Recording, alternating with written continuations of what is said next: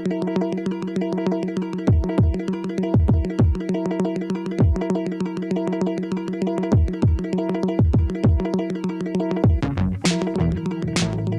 to another episode of the GenCast, hosted by former Major League Baseball players Trent Olchin and me, Ryan Roland Smith.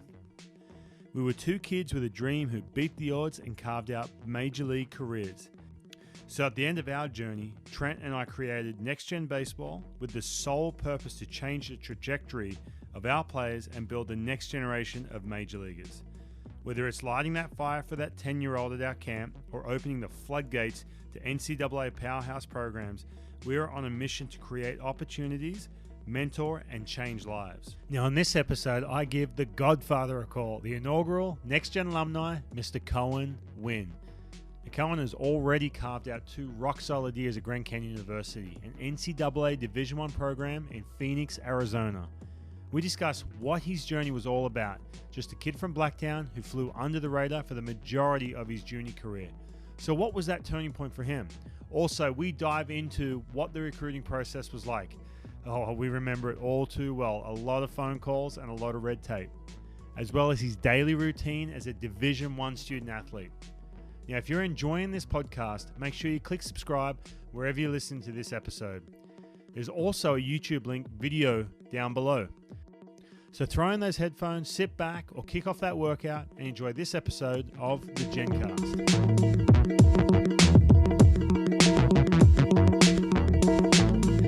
Coen Wynne, mate, welcome to the GenCast, right? We had to get you first. The biggest thing Trent and I spoke about when we said we wanted to do this, I mean, we've had conversations, you and me. We've had so many conversations throughout the year since we've been doing this about different things that we just wish we could sort of share with the community, right? And the other part of it is too, I said to Trent, man, I said, we've got to get our guys, the alumni, the guys who are already off doing their thing. And I said, number one on this list has to be the Godfather. Coen Wynne.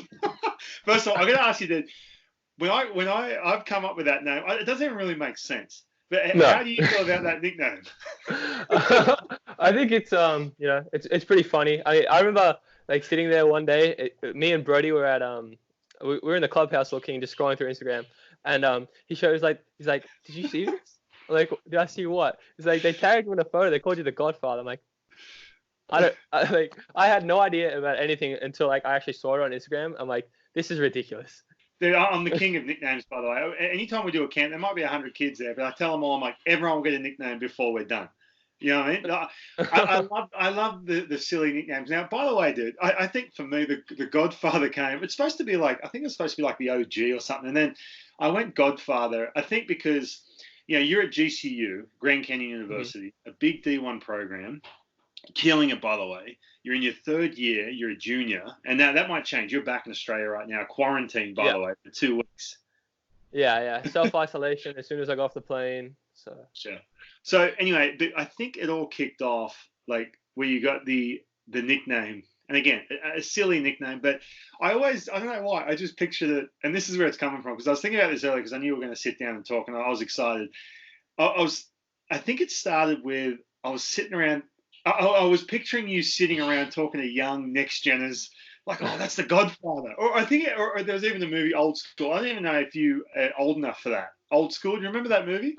I don't think I know that movie. Man, show my age. It was a hilarious movie. And anyone listening to this will know the Godfather. The guy gets the nickname, doesn't realize he gets it because he's like the kingpin, right? For all the random stuff that goes on. So anyway, that's where that nickname came from. And it's an honor, dude. You should be honored by that nickname. All right, so don't laugh at it. Embrace it. You should have a shirt. It should say GCU Godfather underneath it. We'll make it up, make it neon and black, and we'll sell it at the camps. What are your teammates at GCU calling you? They call me mate or Aussie. Yeah, simple, right? Yeah, very basic. What does Brody Cooper Vasilakis, what does he get? Same thing? He gets Brody, BCV, if like the coaches call him something. But gotcha. All right, so again, the biggest reason I want to talk to you, and this is something that we're trying to set out to do, It's for that 12-year-old kid who comes to a camp, or we get in front of, who might be listening to this, or that parent who's listening to this, thinking, okay, how do I sort of navigate? My kid's pretty good, or he may not be good, like me. I mean, I wasn't too good. How do I navigate to get to the point to where you've gotten? Because you've done an amazing thing, man, playing NCAA Division I baseball at a program like GCU with a guy like Andy Stankiewicz as your head coach. Right, it's pretty amazing. When you were 12, 11, 12, I don't know how even long you were playing baseball. When you were at that age, did you feel like, man, I'm good enough to go on and do big things, or you were just playing? Oh, no chance. I mean, I was always like going through while I was growing up. I was kind of like just like super average player. Like I'd make like the sides, but I'd always be like towards like the bottom of the team picked. I mean, when I think I was 11. I made my first like Hills team, which is like at the time it felt like the world to me. Like wow. Did you have the name across your back? No. Oh no, okay. Hey, Newcastle rep, mate. Name across the back. Deal with it. Oh yeah, the green and white. You get the name on the back. Wow. Oh yeah, that's right, dude. That's right. The old mesh jersey. That's what I had. I'm sure. We had when I first played Little League, it was like the young kids didn't even get like buttons. It was like a pullover jersey. Gotcha. And I remember our coach was real strict, and we had to take our jersey on a coat hanger and like roll it in. And when we get there, you hang your jersey up in the back of the dugout, and you go out and warm up. And it's But when you were that age, were you looking at did you watch a lot of Major League Baseball? No. Okay, so you weren't that kid. And I'm going to ask you this, and again, I'm sort of lost as far as age and when this really kicked in. But the kids now, any 12-year-old now can flick on their computer, phone, iPad, whatever, and access literally any player they want on YouTube. Mm-hmm. Was that, when you were that age, was that even available? I mean, I'm sure I was, but at that age, I wasn't too concerned about the whole baseball thing. Like, I mean, I always said that I wanted to go do something, like play something professionally. Like, right. One of my really good friends, his dad was our coach, and I remember like we'd go over his place a lot, and people would always say, "Oh, what are you gonna do when you're old?" I'm like, I'm gonna do something professionally as an athlete. Were you playing any other sport? I was playing soccer as well at the time. Gotcha. Were you good? So I was a goalkeeper at Division I, so I was okay, but like I was never anything super special. Mate, D1 soccer, and look, baseball in Australia. Under 11s. Oh, dude, the man, mate. Listen, if you're playing D1, soccer's massive. Dude. Every kid plays soccer. So if you're playing, in the big show back then, you're going to be looking at that thinking, this is probably going to be the sport for me. Now, I've got to ask that because, we get this all the time. I mean, and look, we've noticed it, witnessed it. I feel like, and nothing against that stud. See, I always talk, Trent Olchen we're talking about here. Trent was always the golden child, right? Mm-hmm. When he was a kid, he was a stud. I was not. I was a scrub, and I'm talking, I grew up in Newcastle. You grew up in Blacktown. But I feel like there's this, and looking back, right, I know you're still young. You've still got a ways to go. But looking back, when you look at the kids, when you're 12, 13, 14, the kids who were just studs, didn't have to really make any adjustment. Did you remember back then for you, you're one of those kids that you had to make adjustments. You said you weren't quite the best kid. Do you think that helped you as a young player to get to, basically where you are now? Yeah, I really think that was like something that always like helped push me. Seeing those kids who, like the Trent, like the golden child, like the poster guy, the guy who's like, they make every team, they're always starting, like the kingpin, you see them and like, okay, well, I'm going to put my head down. I'm going to work hard. I'm going to take their spot.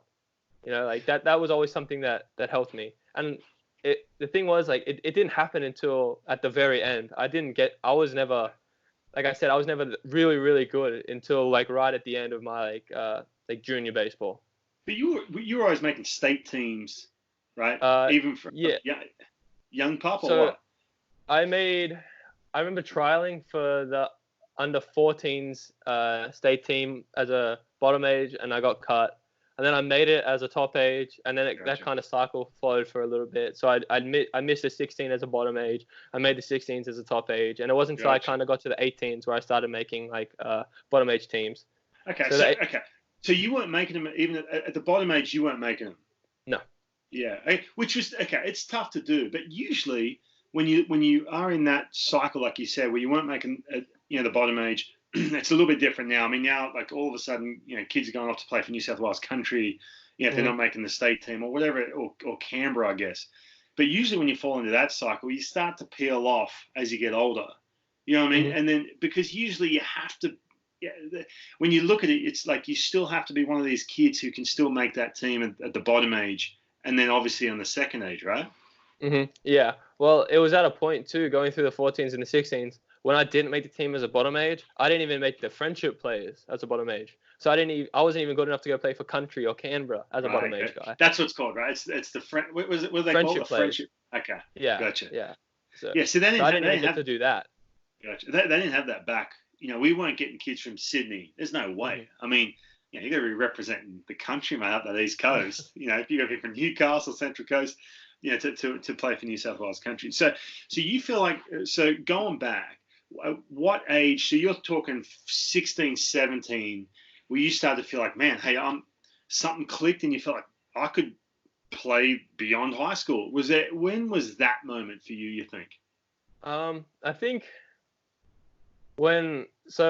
After kind of going through the process that I did go through,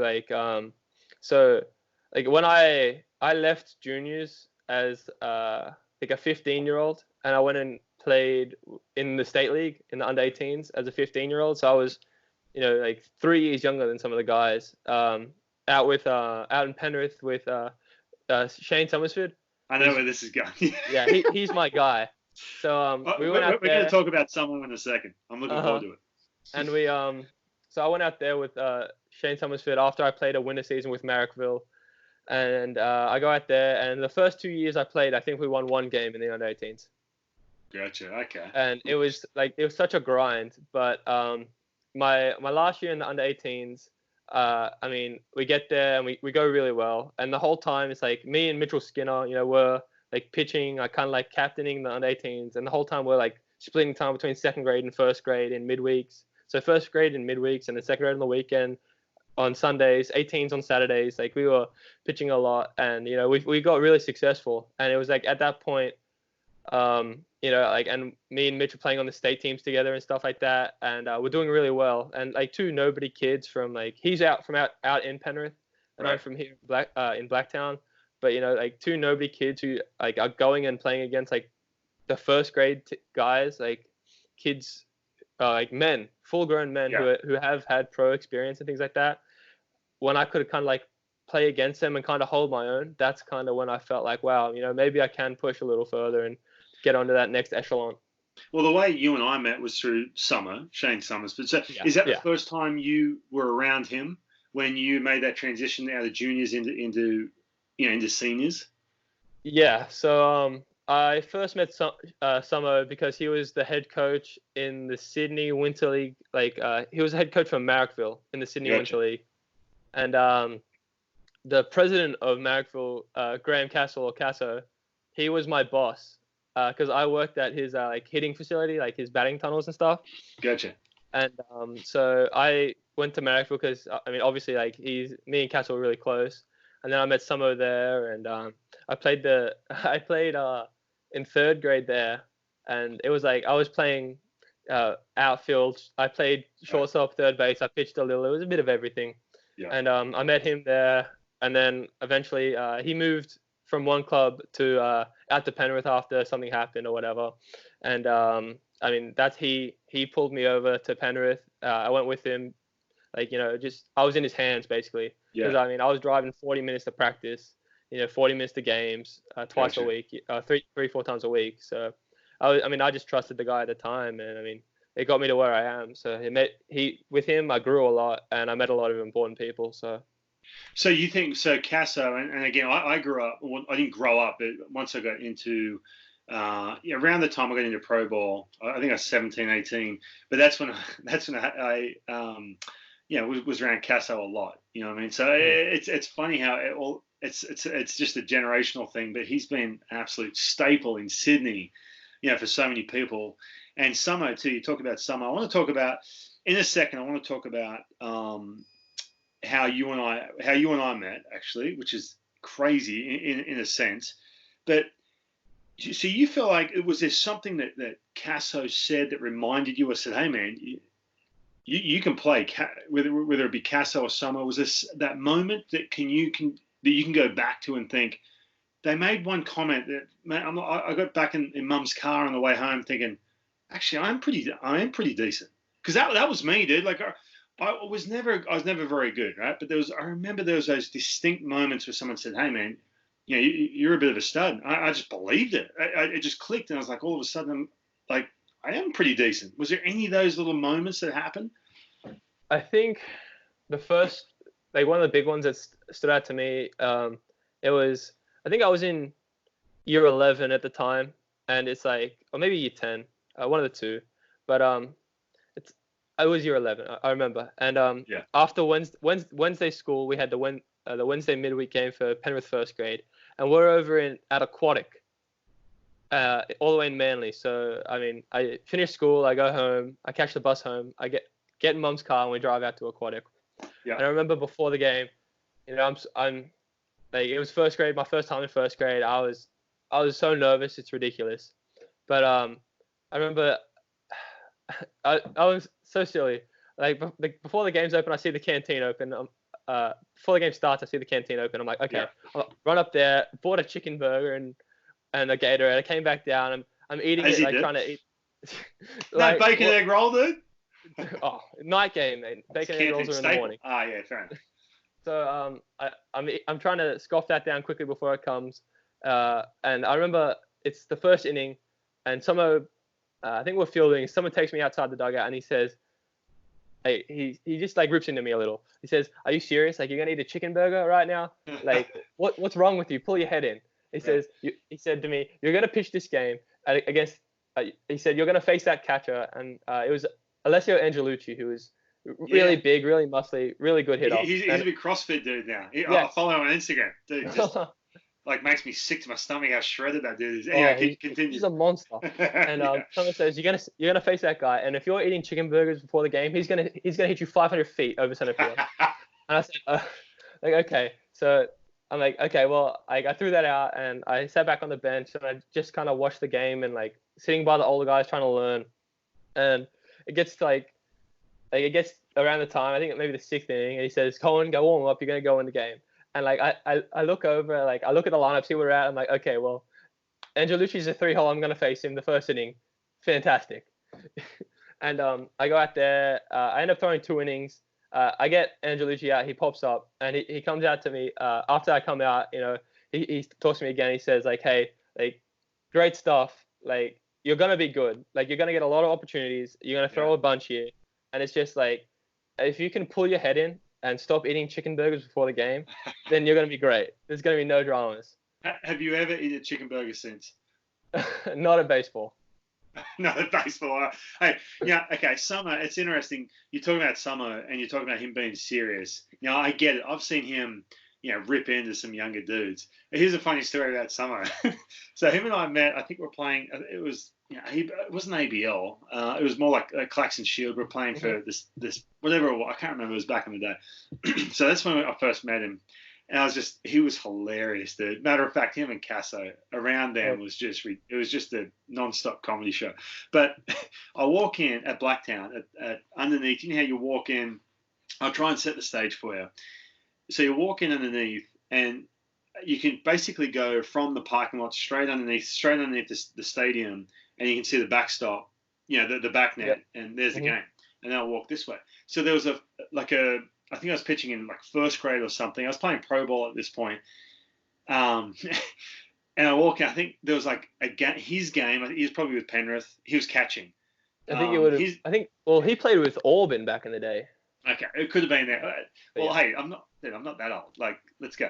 But whoever it was. So I had my gear bag. I'm walking in. I'm like, oh, there's Summer. And I start to take a left turn, And he's like, talking to the fielders. He's like, hey, let's go, guys. Let's go, Tomo. Let's go, Smitty, whatever it was, And he used to call me Rhino, right?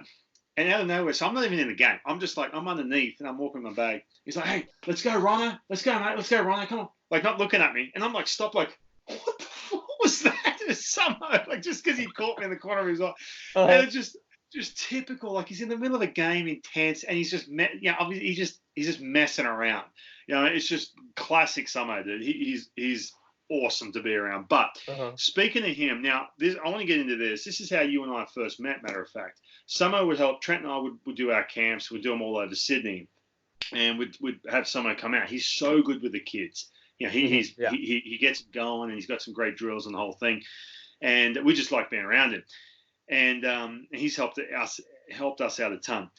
So he would bring a couple of his guys, and I remember a couple of his young guys say, "Hey, these guys will come help out," and that's where you and I met. You came to help out with the camp. I'm like, who's this skinny kid? And someone was like, "Oh, he's in my under-18s team. He's pretty decent." And I was like, "Yeah, whatever." No, I'm just kidding. I trust him. I thought, "Oh yeah, okay, he's pretty decent."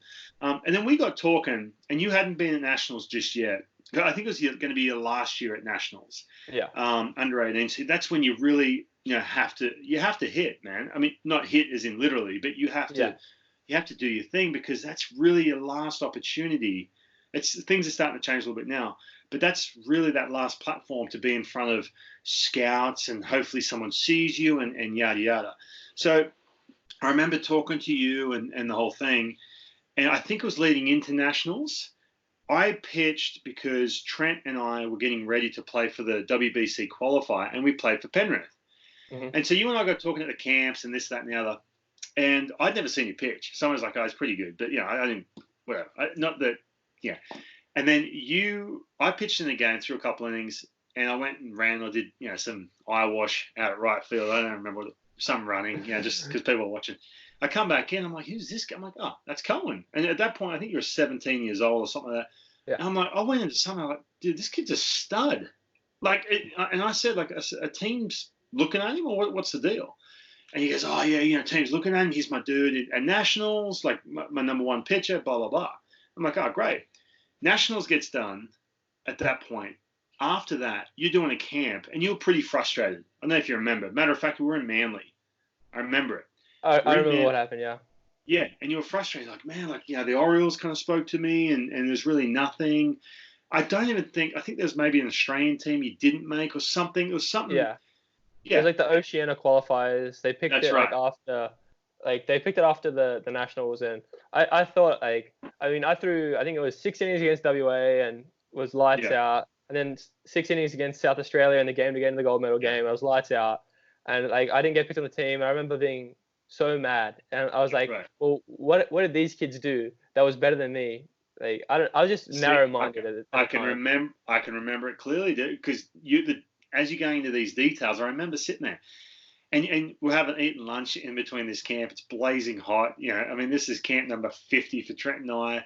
We're trying to keep the energy up, and I'm sitting there talking to you, and because I'd seen you pitch at that point, so I had something invested as far as my opinion of you, and plus you're awesome at the camps and the whole thing.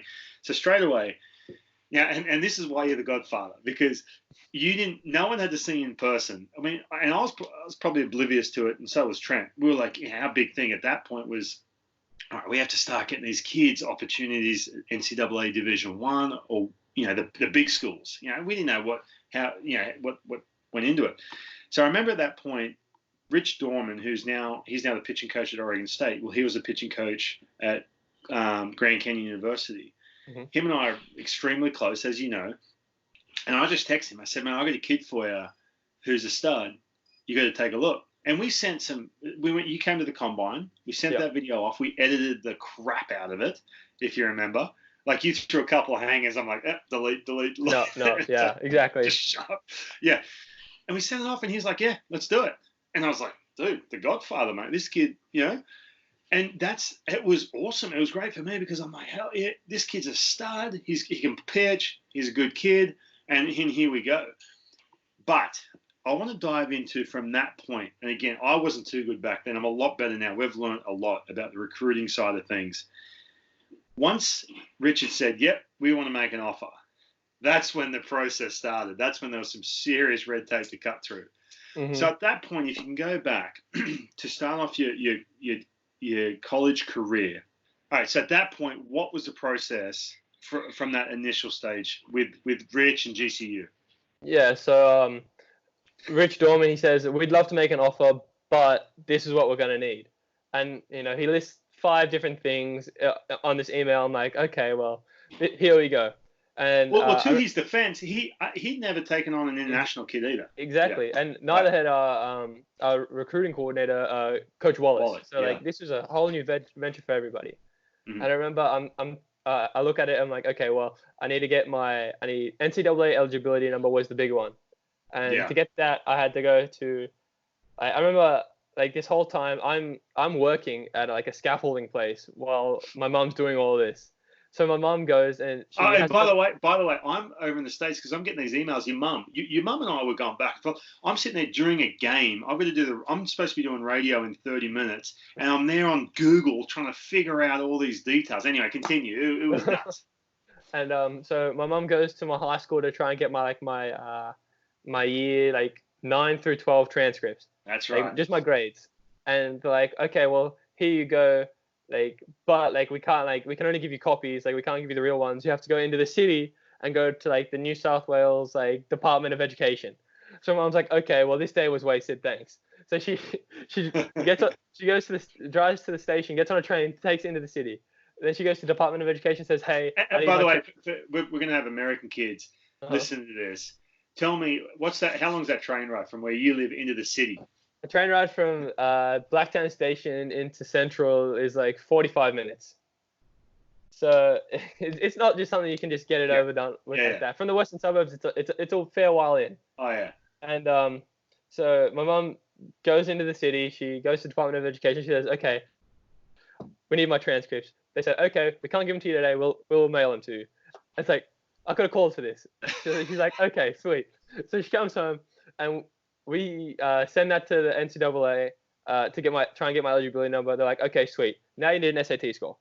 So I'm like, okay, well, how do I take my SAT? We look it up, and there's like 3 places that do it. They do it twice a year. I'd missed one by 2 months, and the next one's in 3 months. So it's like, well, now we wait for 3 months till I can take my SAT, and then after my SAT, it takes 2 months for them to grade it and send it back to you. Right. And it's a huge process. Because of you and because of that whole ordeal, and me personally, look, I'm like, screw this kid. I don't care if he doesn't he gets to school or not. No, but I have a spreadsheet, like at my own little checklist, and I should call it the Coen Wynne checklist because we make sure, we try and push, obviously, to do the SATs, to get that number, yada yada. And it's amazing when the kids, we're at 26 kids now, NCAA kids. The kids who already have the clearinghouse number, the transcripts ready on like a Google Drive. My goodness, it's like so much easier, and the school loves them. The school's like, oh, I love this kid, as opposed to some of the kids like, oh, I'm getting it to you, or I need this, I need that. It's like, it's an absolute ordeal for sure, absolutely. So, all right, anyway, so we get through that stage. You're ready to roll, and again, dude, I was in the dark too because this is our first one. You were our first one. You're at the top of the list. So you get over there. Now the other hurdle here too was the head coach, and this is big in college baseball. The head coach signs off on everything because really, if you're a head coach, pitching coach, assistant coach, you're the GM, head of scouting. You do everything. I mean, so Coach Stankiewicz, everyone loves this guy. I walked around the winter meetings in December, and his name would come up. It was like, oh yeah, Coach Stankiewicz, love that guy. And he had to sign off on it. He'd really only seen a little bit of video, which is super risky for a head coach at that kind of program, just to get a kid like you just off video, right?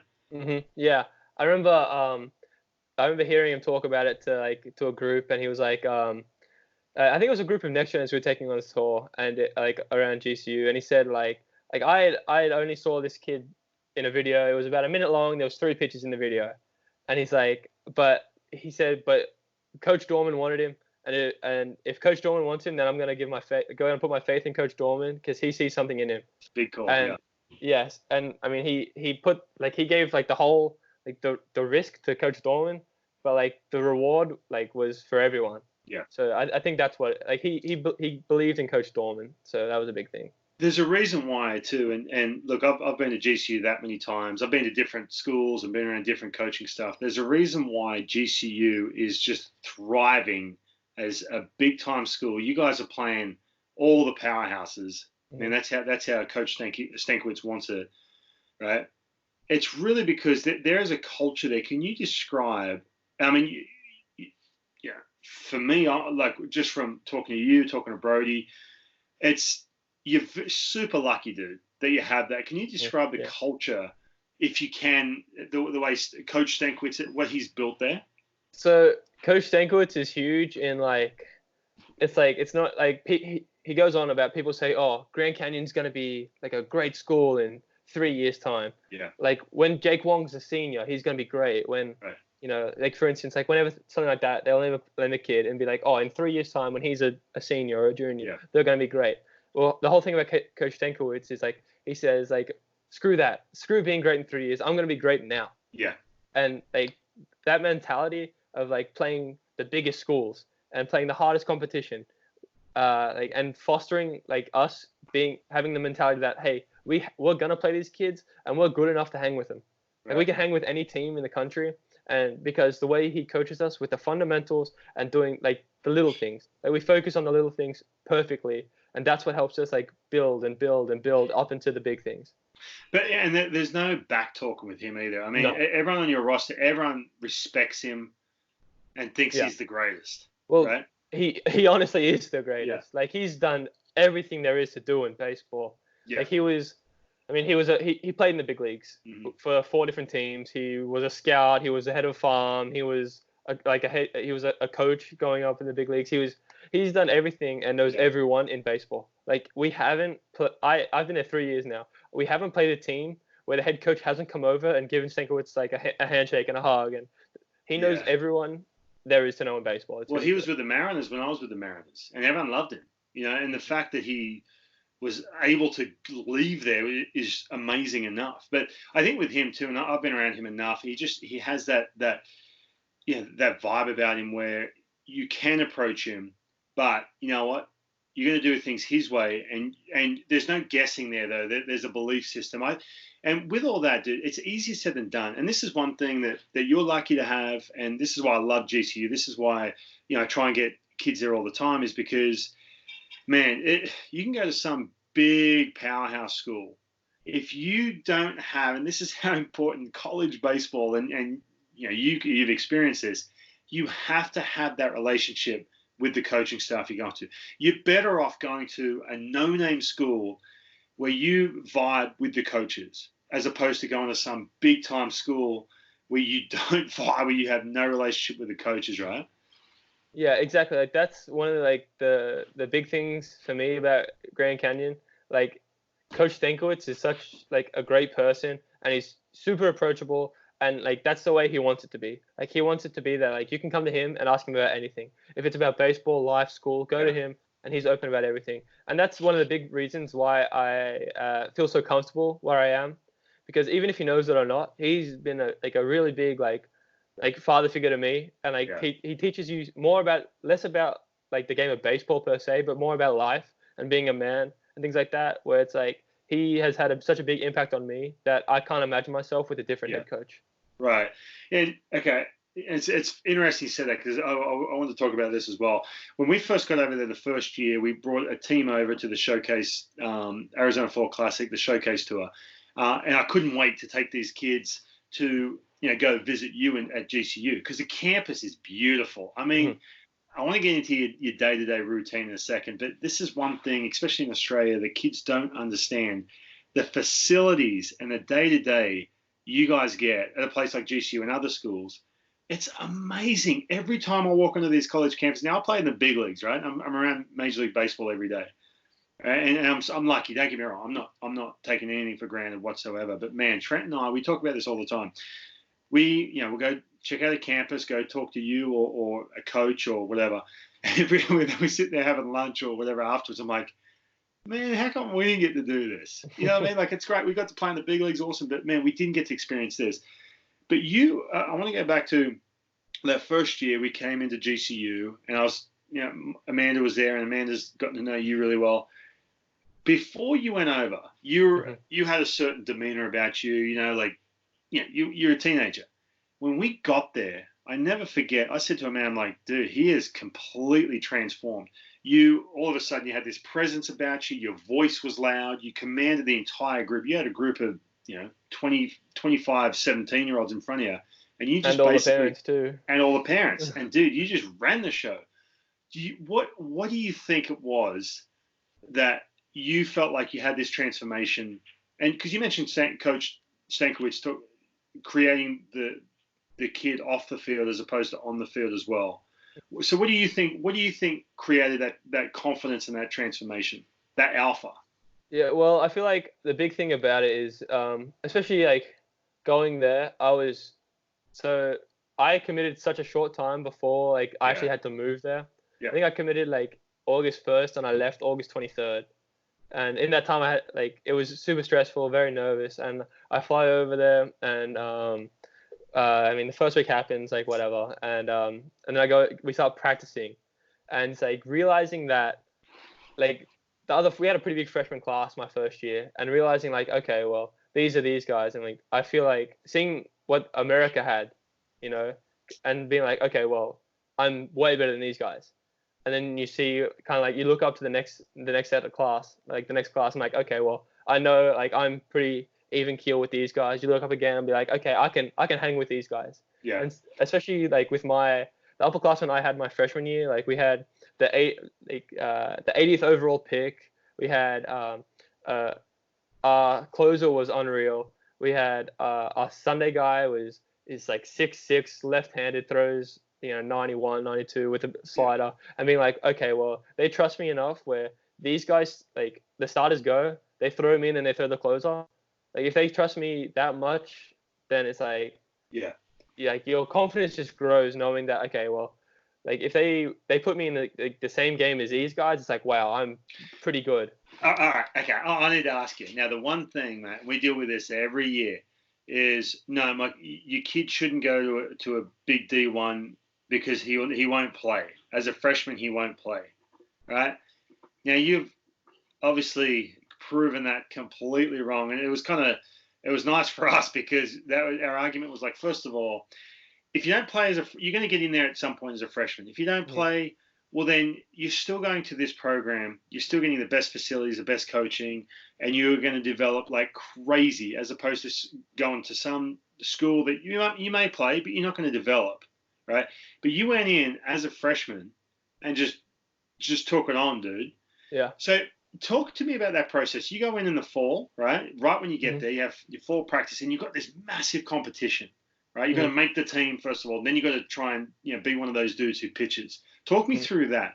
When you got in there, was there a mentality you had like, dude, I'm better than these guys. I'm going to pitch every weekend, or was it something that Coach Stanky said, or something like that? It was definitely like Coach Stankiewicz said, one of the main things is like, well, we had a really set starting core my freshman year. So like you get there, like all like we had 2 seniors and a top prospect as our starting guys. And we're like, okay, well, maybe maybe take 1 year away from starting, like kill it in the bullpen and then move that way. And I remember Stankiewicz, something he said really early and then was if you want to be a good bullpen guy, you're going to be really good at fielding.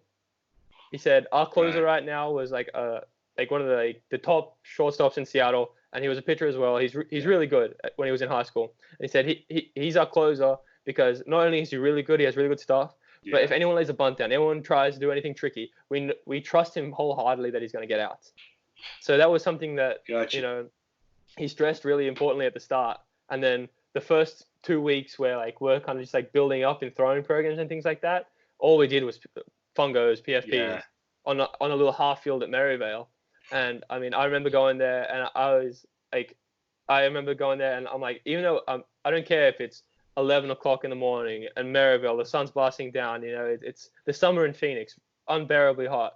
110 degrees. Yeah, that's right. Exactly. Like I'm going to go there. I'm going to give everything I can. I'm going to outwork the other freshmen. I'm going to outwork the juniors. I'm going to outwork the seniors. Like I'm going to show that like I'm good enough at fielding. So when I get my chance to throw, they're going to be like, wow, he can field, he can throw, get him in the game. Yeah.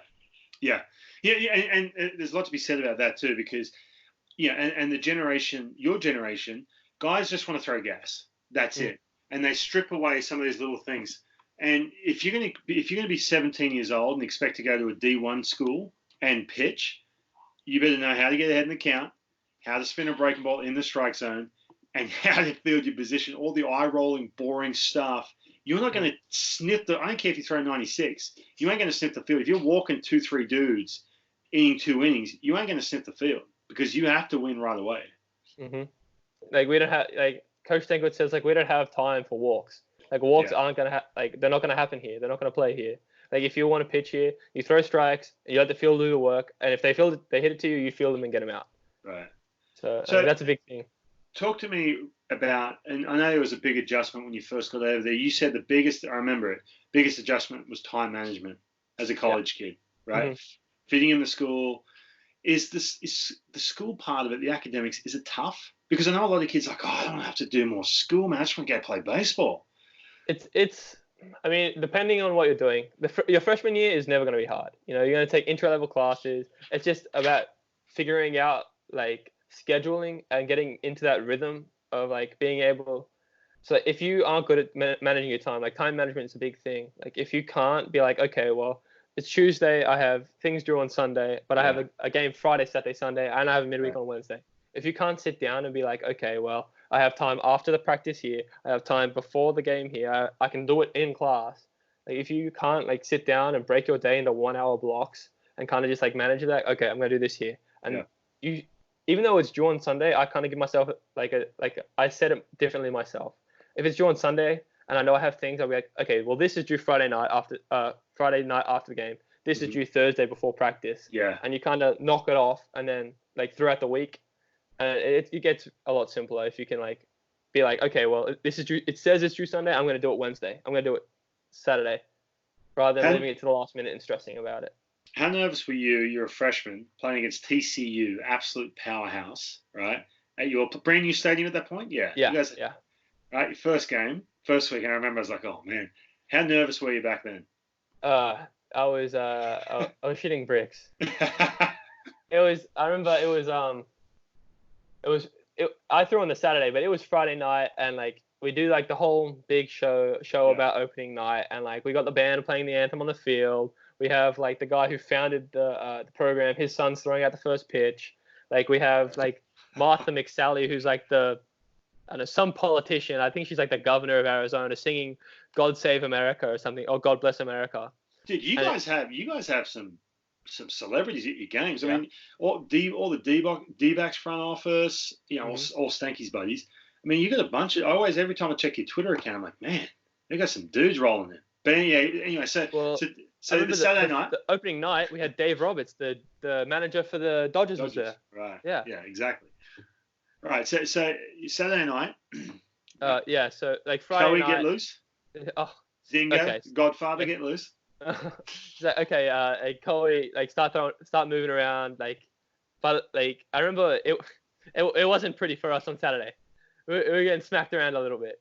They had And that was my big league debut, mate. We were down 14 runs, I think, when I came in. There you go. They had I think it was Nick Lodolo was pitching, and he's a 6'6" lefty, throws 97. Ridiculous. Amazing. He does, yeah, of course he does. Okay, and I started to get sit around a bit. It's okay, Chloe, we're gonna go to someone, and then it's gonna be you. It's all right, well, now I sit there and wait, and I'm in the bullpen, oh my gosh, I'm gonna go out there and face the third best team in the country. They're ranked number 3, and I have to go out there and face them. And I remember I'm okay, well, I start warming up, and the warm-ups are going okay. And I remember it's okay, well, I feel good, I can wait, we have some time.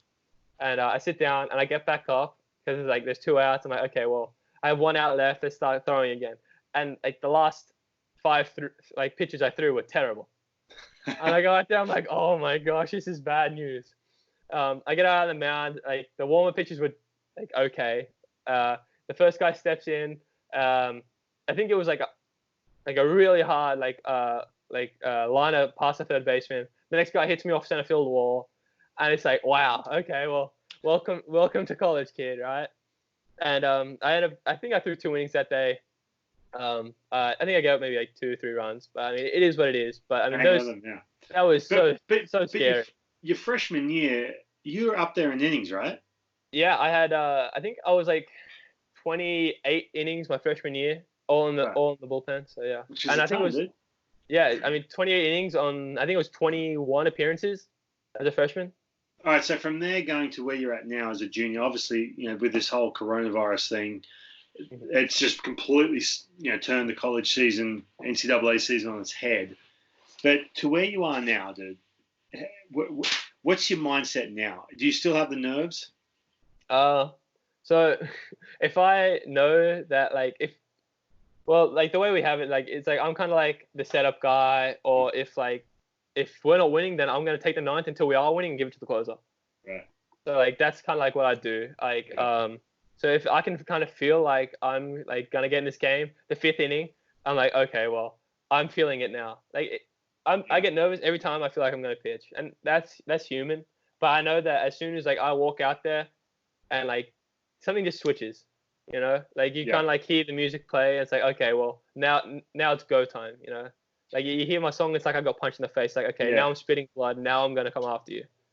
Dude, I'm the kind of dude, I just get nervous regardless, man. It doesn't matter. But no, you're right. You bring up a good point. I always tell people, I'm always so nervous. Doesn't matter where I'm pitching, I'm always so nervous. But you're right. There's something that happens once you get out there, whatever it is, some little trigger that sets off. You're like, no, I'm good. Because there's no way you could compete if you're that nervous, heart rate's up through the roof. You know what I mean? Especially, at that the level you're pitching at. And we talk about this all the time, man. I mean, I spoke to Liam Hendricks on a podcast, on the Top Step podcast. I do my one. And it's just funny, man. Like, we talk about this all the time, whether it's Liam Hendricks making the All-Star team in the big leagues, being top 10 highest paid athlete in Australia, to you playing in NCAA Division 1, every kid in the US who plays baseball, and if they're good when they're 12, 13 for all those years, there's millions and millions of them. They all want to be playing Division 1 baseball. That's just the way it goes. And here you are, Australian kid from Blacktown, right? Send a couple pictures, edited pictures, right? In Australia on blazing hot day at Castle Hill. Here you are, dude, playing on that stage. Sometimes it drives me nuts. I dealt with this my whole career, whatever. But I get a chance to be an Olympic athlete. So people back home love the Olympics. But you look at that, dude, what you're doing, it's amazing. Outside the baseball community, people don't really understand the magnitude of what you're doing. You're playing at the level you're playing, right? Yeah, exactly. Like I remember like the whole, like, you come home and people be like, oh, like you go out and about, and you meet friends of friends and be like, oh, like, what do you do? I'm like, oh, yeah, like I stay in America right now. Like, I go to college. I'm a baseball player. I'm like, oh, baseball, that's pretty cool. They kind of just brush it aside because people who aren't in the baseball community don't really know how freaking hard baseball is. Yeah, I'm going back to 2001, 2002, 2003. We're talking Newcastle, right? So that's even less of a baseball community. I used to get friends of mine who played rugby, and they're like, hey, dude, we've got a pretty good second grade team. When are you done doing your little baseball thing? We've got a pretty good team this year. When are you coming up? I'm like, this is a friggin' job, man. Like, I'm trying to, like, make this a career. Anyway, but, Coe, it's been awesome to talk to you. I want to finish with this.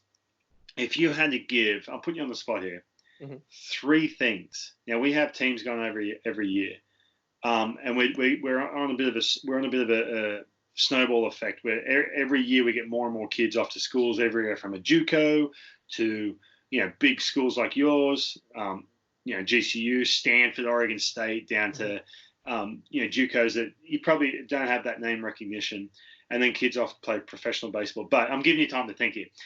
If 3 things before when they're prepping 6 months out from showcasing or whatever, or even choosing a school, if they're getting these emails and stuff like that, give me 3 things that are so important making that decision, or 3 things to get it over the line. What do you got?